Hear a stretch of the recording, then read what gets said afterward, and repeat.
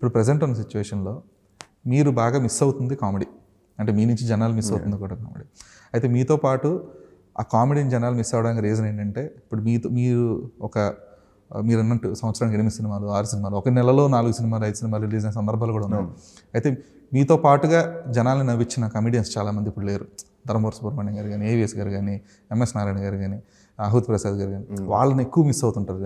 So మీ విషయంలో అంటే ఎందుకంటే మీ కాంబినేషన్ మాక్సిమం కాంబినేషన్స్ వాళ్ళతోనే, మీ సుడిగాడి దాకా అసలు మీరు చేసిన కామెడీ సినిమాలు అన్నింటిలో కూడా ఎంఎస్ నారాయణ గారు, ఆహుతి ప్రసాద్ గారు, జయప్రకాష్, వీళ్ళందరూ అసలు ఆ బంచ్ మొత్తం ఇప్పుడు మిస్ అవ్వడం అనేది మీ ఎంతవరకు అది ఒక అంటే లోపం అనకూడదు, ఎంతవరకు అంటే అది డెఫినెట్గా ఎందుకంటే వాళ్ళు ఇప్పుడు ధర్మవరపు గారి గురించి వాళ్ళు కూడా మనం మాట్లాడుకుంటున్నాం.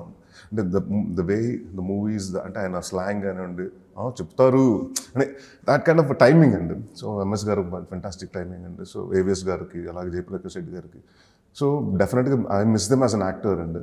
బట్ మనకి ఇంకోటి ఏంటంటే తెలుగు ఇండస్ట్రీలో చాలామంది అంటే బిగినింగ్ ఆఫ్ ది థింగ్ అంటే నేను work in Tamil industry for 2 films అండి. సీన్ అదర్ ఇండస్ట్రీ తెలుగులో ఉన్నంత కమెడియన్స్ ఏ ఇండస్ట్రీలో లేదు.